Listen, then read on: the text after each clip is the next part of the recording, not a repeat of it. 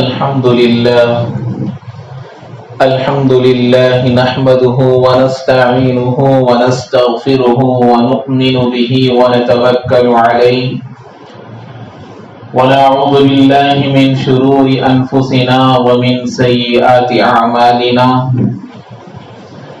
من يهده الله فلا مضل له ومن يضلله فلا هادي له ونشهد أن لا إله إلا الله وحده لا شريك له ونشهد أن سيدنا ومولانا محمدا عبده ورسوله صلى الله عليه وعلى آله وبارك وسلم تسليما كثيرا كثيرا أما بعد فأعوذ بالله من الشيطان الرجيم بسم الله الرحمن الرحيم فأقم وجهك للدين حنيفا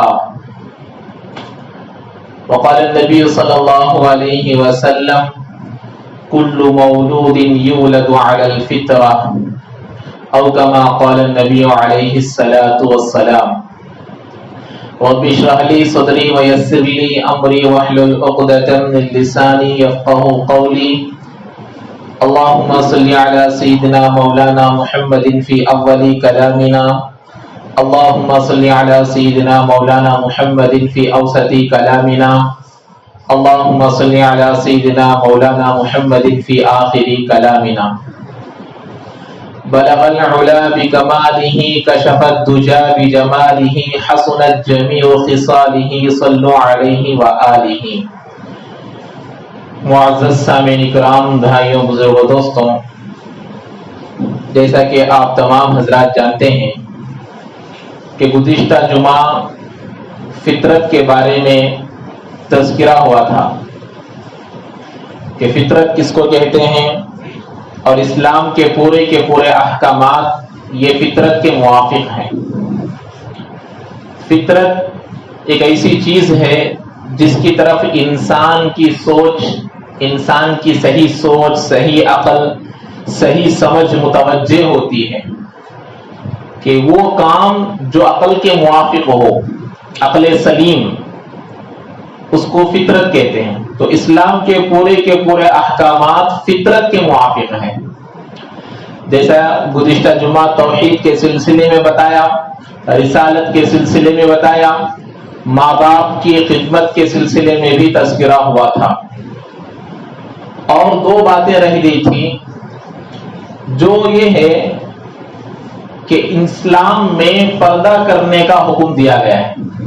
اللہ تبارک و تعالی دنیا کے پورے مسلمان عورتوں کو یہ حکم دے رہا ہے کہ وہ پردہ کرے۔ جہاں اللہ تبارک و تعالی مردوں کو آنکھیں نیچے رکھنے کا حکم دیا ہے، وہیں پر عورتوں کو بھی پردے کے ساتھ باہر آنے کا حکم دیا جا رہا ہے۔ اللہ تبارک و تعالی قرآن مجید میں ارشاد فرما رہے ہیں کہ قل للمؤمنین یغضوا من ابصارہم، کہ اے لوگوں تم اپنی، اے مردوں کو کہہ رہے ہیں کہ تم اپنے نگاہوں کو نیچے رکھو۔ قل للمؤمنات یغضضن من ابصارہن ویحفظن فروجہن، عورتوں کو بھی حکم دیا جا رہا ہے کہ وہ بھی پردہ کرے، اپنی نگاہوں کو نیچے رکھے، مردوں کو بھی عورتوں کو بھی۔ تو اسلام پر ایک اعتراض یہ کیا جاتا ہے کہ عورتوں کو باہر بغیر پردے کے نکلنے کی اجازت نہیں دی جاتی۔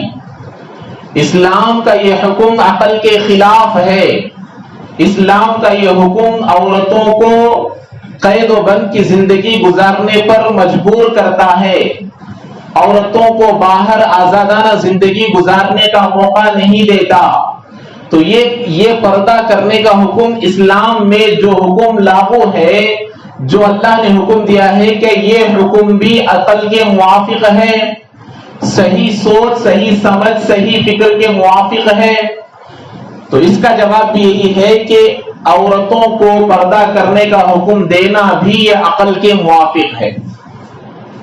مثال کے طور پر ایک عورت باہر نکلی ہے بغیر پردے کے، ایک عورت باہر نکلی ہے بغیر پردے کے، بغیر اپنے چہرے کو چھپائے ہوئے، میک اپ وغیرہ کر اب باہر نکلنی ہے، ایک عورت وہ ہے جو لا الہ الا اللہ محمد رسول اللہ کلمہ پڑھنے والی ہے، اللہ کے حکموں پر عمل کرنے والی ہے، نبی کے طریقوں پر چلنے والی ہے، امی جان عائشہ صدیقہ رضی اللہ تعالی عنہا کی پیروی کرنے والی ہے، حضرت فاطمہ رضی اللہ تعالی عنہا کے نقش قدم پر چلنے والی ہے، سر سے لے کر پیر کے ناخن تک اپنے کو پردے میں چھپائی ہوئی ہے، دونوں ایک ساتھ باہر جا رہے ہیں تو باہر جانے کے بعد جو مرد حضرات ایسے ہوں گے جو غیروں کی عورتوں کو دیکھنے والے ہوتے ہیں تو دونوں میں سے کس کے اوپر ان کی آنکھ اٹھے گی؟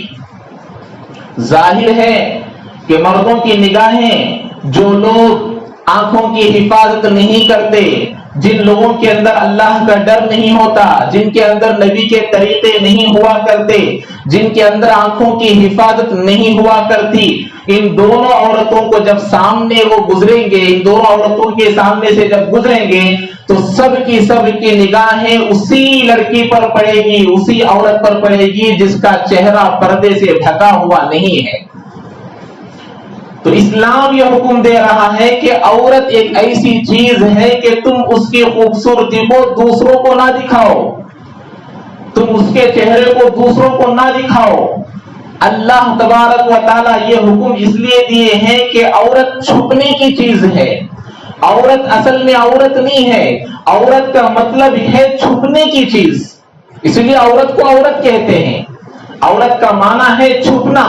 تو اسلام میں عورت کو پردے کا حکم دینا بھی یہ اسلام کے موافق ہے، عقل کے موافق ہے، سوچ میں سمجھ میں آنے والی بات ہے۔ تو مثال جو دی گئی ہے اس مثال کو غور سے سمجھنے پر معلوم ہوگا۔ تو اسلام میں جو حکم پردے کا دیا گیا، یہ پردے کا حکم بھی فطرت کے موافق ہے، عقل کے موافق ہے۔ تو اسلام یہ حکم دے رہا ہے کہ تم اپنی عورتوں کو پردے کا حکم کرو، ان کے زندگیوں میں یہ عادت ڈالو کہ وہ اپنی خوبصورتی کو، اپنے چہرے کو، اپنے جسم کے اعضاء کو پورے طور پر چھپائے۔ یہ دوسروں کو دکھانے کے لیے نہیں ہے، یہ اپنے امانت ہے، اس کی حفاظت کرنا ہر عورت کی ذمہ داری ہے، یہ اللہ حکم دے رہا ہے۔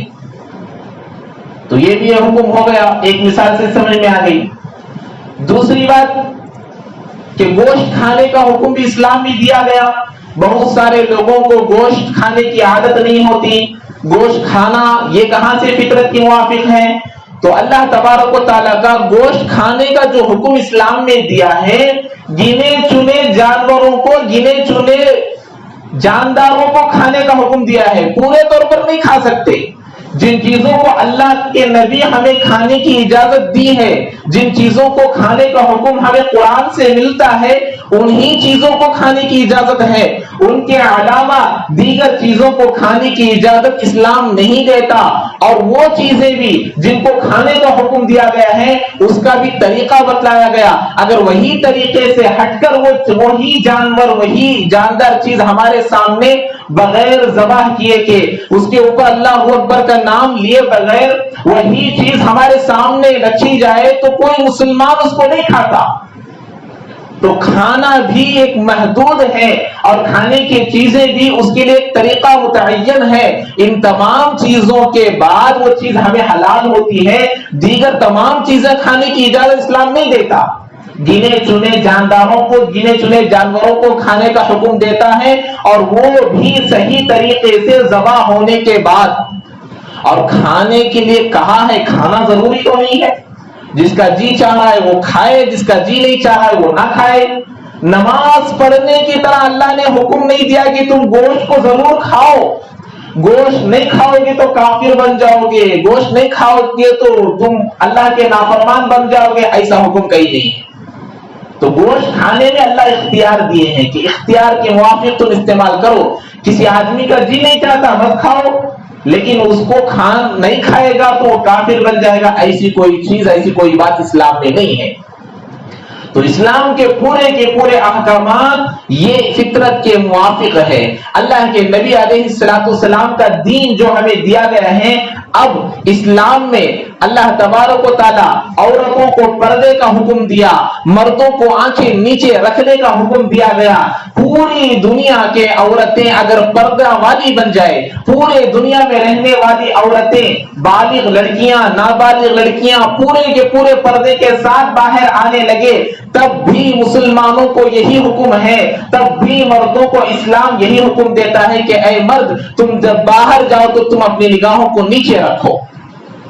دنیا کے پورے کے لیے اللہ کے نبی حضرت اللہ کے نبی محمد صلی اللہ علیہ وسلم حضرت علی رضی اللہ تعالی عنہ سے فرمایا، یا علی لا تتبع النظرة النظرة فإن لك الأولى ليست لك الآخر۔ اے علی، جب تمہاری نگاہ کسی پر پڑ جائے تو تم فوراً اپنی نگاہ کو وہاں سے ہٹا لینا۔ پہلی نگاہ غلطی سے ہوتی ہے، غلطی معاف ہوتی ہے، دوسری مرتبہ تم اگر کسی لڑکی کی طرف تم نگاہ چلے جائی تو وہ تمہارے لیے مواخذہ ہوگا، گناہ ہوگا۔ اسلام ہمیں یہ حکم سکھا رہا ہے۔ اسلام ہمیں پوری کی پوری چیزیں فطرت کے موافق سکھاتا ہے۔ انہی میں سے ایک چیز اللہ کے نبی علیہ السلام نے فرمایا، اللہ تبارک و تعالیٰ کے فرماتے ہیں، الراحمون یرحمہم الرحمن ارحموا من فی الارض یرحمکم من فی السماء۔ اللہ کے نبی فرما رہے ہیں، اے لوگوں، دنیا میں زمین میں رہنے والے لوگوں پر تم رحم کرو، ان کے ساتھ محبت کا معاملہ کرو، ان کے ساتھ اچھائی کا معاملہ کرو، ان کے ساتھ برائی کا معاملہ نہ کرو۔ اللہ جو آسمان میں ہے وہ تم پر رحم کرے گا، وہ تم پر محبت کی نگاہ سے دیکھے گا، وہ تم پر شفقت کی نگاہ سے دیکھے گا۔ اللہ کے نبی کی حدیث دیکھیے، اللہ کے نبی کی تعلیم دیکھیے، اللہ کے نبی علیہ السلام کی تعلیم، اسلام کی تعلیم، اسلام جو ہمیں بتا رہا ہے دنیا میں رہنے والے تمام لوگوں پر تم رحم کرو۔ یہاں یہ نہیں کہا گیا کہ جو تم کو معلوم ہے، جو تمہارے رشتہ دار ہیں ان پر رحم کرو، اپنے بھائی بہنوں پر رحم کرو، اپنے والدین پر رحم کرو، اپنے گھر والوں پر رحم کرو، ایسی حدیث نہیں، بلکہ اللہ کے نبی فرما رہے ہیں کہ دنیا میں جو بھی ہو سب پر تم رحم کرو، اللہ تم پر رحم کرے گا۔ اللہ کے نبی علیہ السلام کی اور حدیث مبارکہ ہے، اللہ کے نبی نے فرمایا، من کان یؤمن باللہ والیوم الآخر فلیکرم جارہ۔ اللہ کے نبی فرما رہے ہیں، جو آخرت پر، جو ایمان رکھتا ہو آخرت پر اور اللہ پر، اس کو چاہیے کہ اپنے پڑوسی کا اکرام کرے، اپنے گھر کے بازو رہنے والے آدمی کا اکرام کرے۔ اللہ کے نبی کی تعلیمات بہت ہیں کہ اللہ کے نبی فرما رہے ہیں کہ وہ آدمی مسلمان نہیں ہو سکتا جو پیٹ بھر کر کھانا کھا رہا ہے اور اس کا پڑوسی بھوکا سو رہا ہے۔ ایسی تعلیمات دینے والا یہ اسلام کا مذہب ہے، اسلام کی ایسی تعلیم دیتا ہے۔ اللہ کے نبی کے تعلیمات ایسے ہیں، اللہ کے نبی علیہ السلام نے یہ بھی فرمایا کہ من سلم المسلمون من لسانہ ویدہ۔ اللہ کے نبی نے فرمایا مسلمان وہ شخص ہے جس کے ہاتھ سے، جس کے زبان سے اور لوگ محفوظ ہو، دوسروں کو اس کی زبان سے، اس کے ہاتھ سے تکلیف نہ پہنچتی ہو، وہ مسلمان ہے۔ تو اللہ کے نبی علیہ السلام کے تعلیمات اتنی اونچے، اللہ کے نبی علیہ السلام کی باتیں اتنی اونچی کہ دنیا میں کسی مذہب میں آپ کو یہ باتیں نہیں مل سکتی۔ اللہ کے نبی علیہ السلام یہ بات بھی فرمائے، اتقوا اللعانین۔ اللہ کے نبی صحابہ سے فرمائے، اے لوگوں، تم دو گالیاں دینے والی چیزوں سے بچو۔ دو گالیاں دینے والی چیز کیا ہے؟ اللہ کے نبی کیا دو گالیاں تھی جو گالیاں دی جانے والی ہیں؟ اتقوا اللعانین۔ صحابہ نے پوچھا وما لعانین یا رسول اللہ، دو گالیاں دینے والی چیز کیا ہے؟ اللہ کے نبی علیہ السلام نے فرمایا الذی یتخلی فی طریق الناس او ظلہم، جو وہ آدمی جو لوگ چلتے پھرتے ہیں اس راستے میں اگر کوئی قضائے حاجت کر لے۔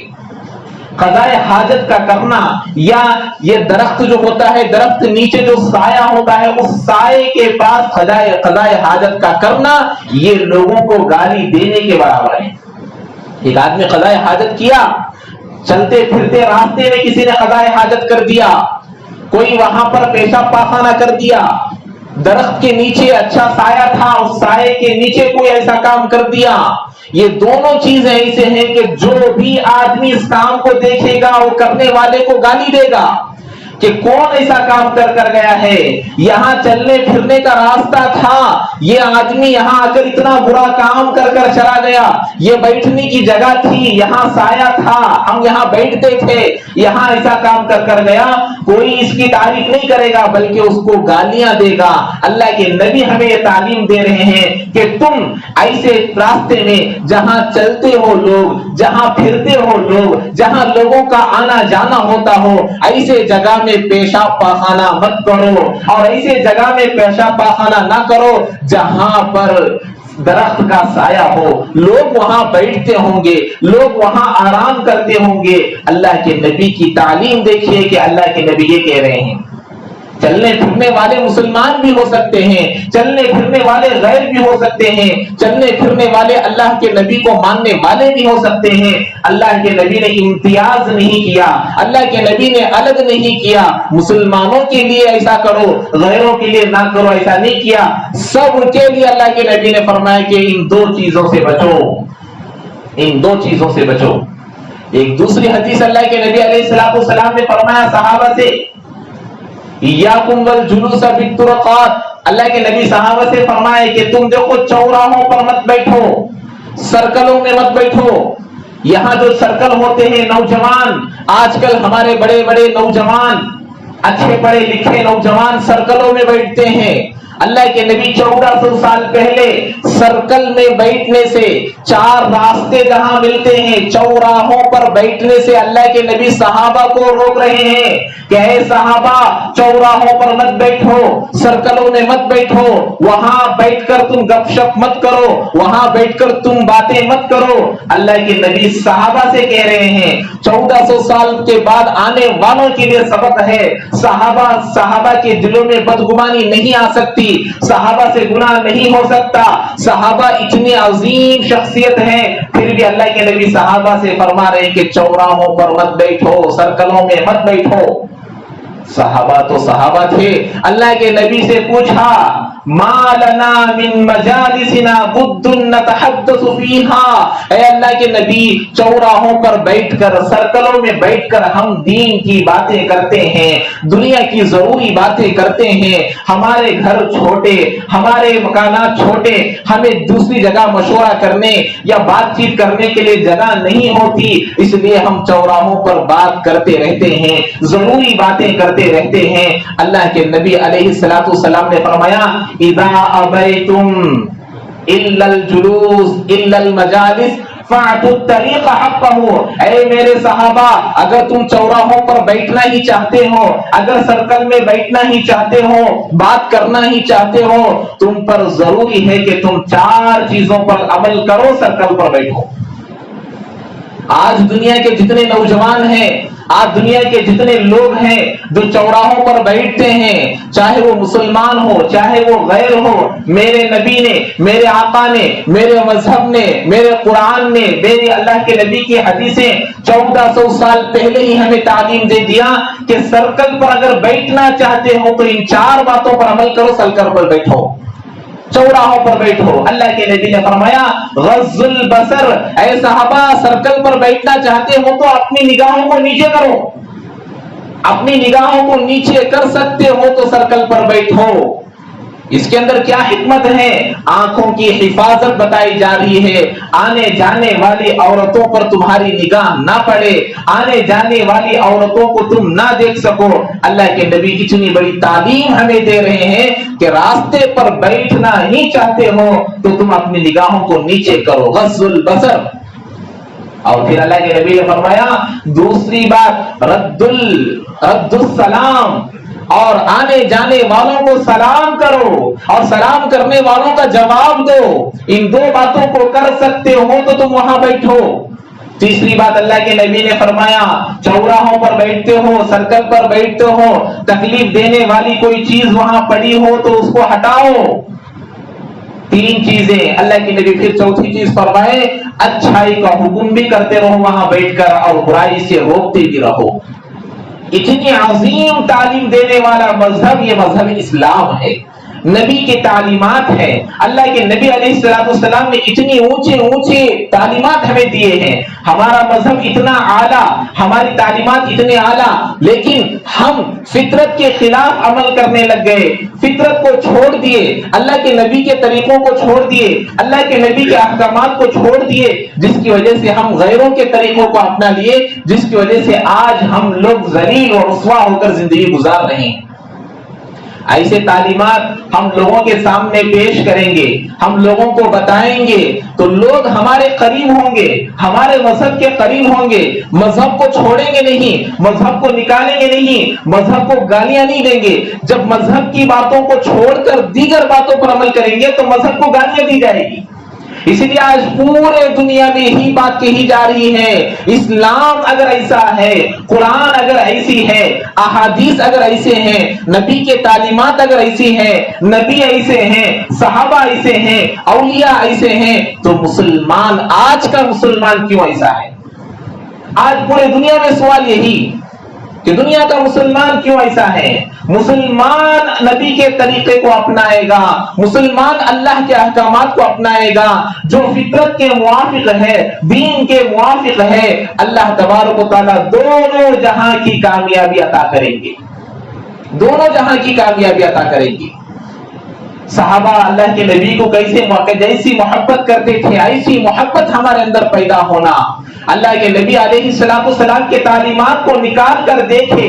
اللہ کے نبی نے فرمایا، صحابہ سے فرمایا، اے لوگوں تم سب پر رحم کرو، چاہے وہ جانور ہو، چاہے وہ کچھ بھی ہو، سب پر رحم کرو. اللہ کے صحابہ نے پوچھا، اے اللہ کے نبی، کیا ہم لوگ جب جانوروں کے ساتھ، جن کو زبان نہیں ہے، جن کو بولنا نہیں آتا، ایک کتا جس کا نام لینے بھی ہمیں پسند نہیں ہے، اللہ کے نبی سے صحابہ نے پوچھا، کیا ان جانوروں میں بھی ہمارے لیے اجر ہے؟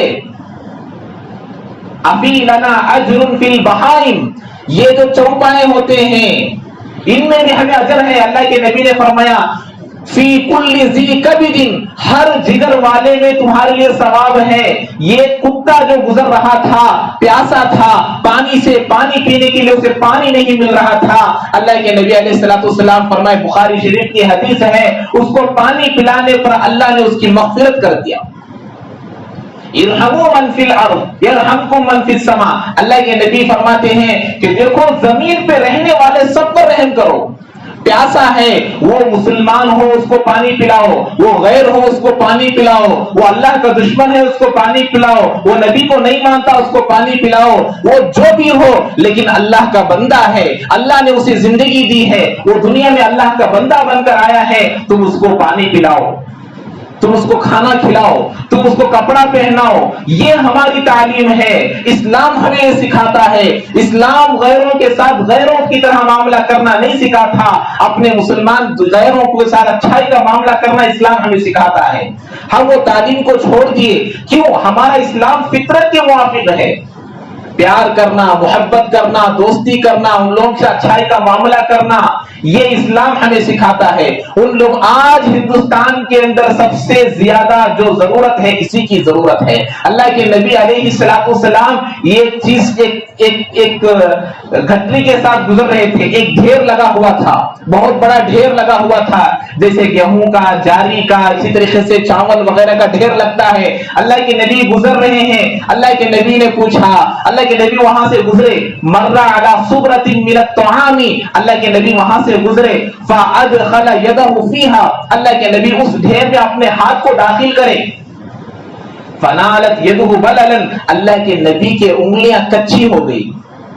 دھان وغیرہ، گیہوں وغیرہ، جاری وغیرہ پڑی ہوئی تھی. اللہ کے نبی اس میں اپنے ہاتھ کو ڈالے، اوپر سوکھا مال، نیچے کچا مال. اللہ کے نبی دیکھ کر پریشان ہو گئے کہ اوپر تو سوکھا مال ہے، نیچے کچا مال ہے. اللہ کے نبی نے پوچھا، یا صاحب الطعام ما ھذا، اے اناج کو بیچنے والے، اس کو بیچنے والے، یہ کیا ہے؟ اوپر سوکھا مال، نیچے کچا مال، یہ کیا چیز ہے؟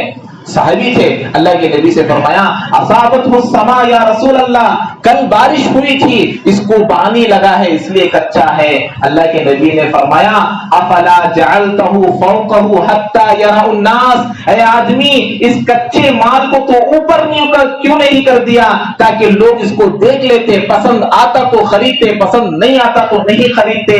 پھر اللہ کے نبی نے فرمایا من غش فلیس منا، ہم لوگوں میں سے وہ نہیں ہے، وہ مسلمان نہیں ہے، وہ میری امت میں سے نہیں ہے جو لوگوں کو دھوکہ دے گا۔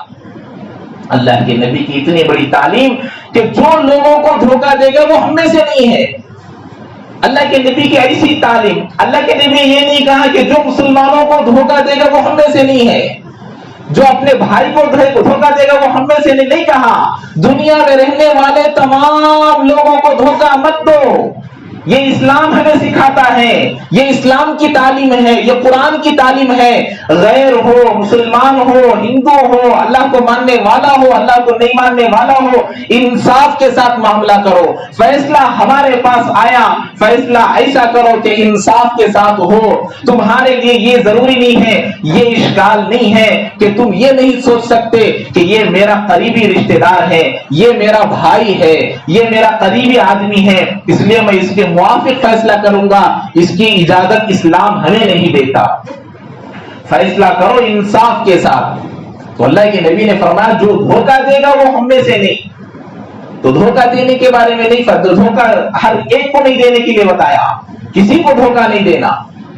رحمت ہر چیز اسلام ہمیں سکھاتا ہے۔ اللہ کے نبی علیہ الصلوۃ والسلام کے پاس ایک آدمی آیا، اللہ کے نبی سے فرمایا ان لی عشرۃ من الولد، اللہ کے نبی میرے 10 اولاد ہے، ما قبلت منہم احدا، میں نے آج تک اس میں سے کسی کو بوسہ نہیں دیا، آج تک میں اس کو پیار نہیں کیا۔ اللہ کے نبی نے فرمایا من لا یرحم ولا یرحم، جو رحم نہیں کرتا اس کے ساتھ رحم کا معاملہ نہیں کیا جاتا۔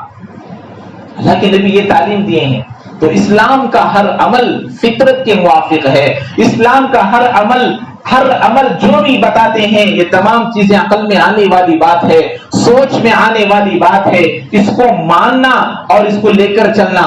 آخر میں ایک بات بتا کر بات ختم کرتا ہوں، اس میں اللہ کے نبی علیہ الصلوۃ والسلام پر نازل ہونے والے قرآن میں اللہ تعالیٰ فرماتے ہیں من قتل نفسا بغیر نفس فَكَأَنَّمَا قَتَلَ النَّاسَ جَمِيعًا، اللہ تعالیٰ فرما رہے ہیں دنیا میں بسنے والے لوگوں میں سے کسی ایک آدمی کا کسی نے قتل کر دیا، کسی کا مردر کر دیا، کسی کو مار دیا نا حق، اس نے کوئی گناہ نہیں کیا، کسی کو مار دیا، اللہ فرما رہے ہیں کسی ایک آدمی کو ناحق قتل کرنا پورے دنیا کے لوگوں کو مارنے کے برابر ہے، پورے دنیا میں بسنے والے لوگوں کو قتل کرنے کے برابر ہے۔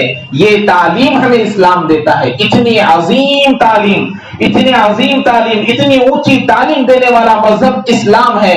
آج اسلام کے باتوں کو ہم بھول گئے، اسلام کی چیزوں کو ہم چھوڑ دیے، قرآن کے تعلیمات کو ہم چھوڑ دیے، نبی کے طریقوں کو چھوڑ دیے، صحابہ کی زندگیوں کو چھوڑ دیے، جس کی وجہ سے ذلت ہمارے سر پر آ کر بیٹھی ہے، ہماری عزت پیروں میں چلی گئی ہے، ہمارے لیے ذلت کا سامنا کرنا پڑ رہا ہے، لوگ مسلمانوں کو بدنام کر رہے ہیں نبی کے تعلیمات کو چھوڑنے کی وجہ سے۔ اللہ کامیابی دین میں رکھا ہے، نبی کے طریقے میں رکھا ہے، اس لیے اس پر عمل کرنے کی پوری کوشش کرے۔